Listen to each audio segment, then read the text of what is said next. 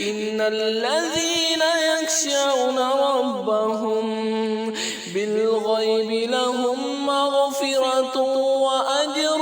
كبير وأسروا قولكم أو اجهروا به إنه عليم بذات الصدور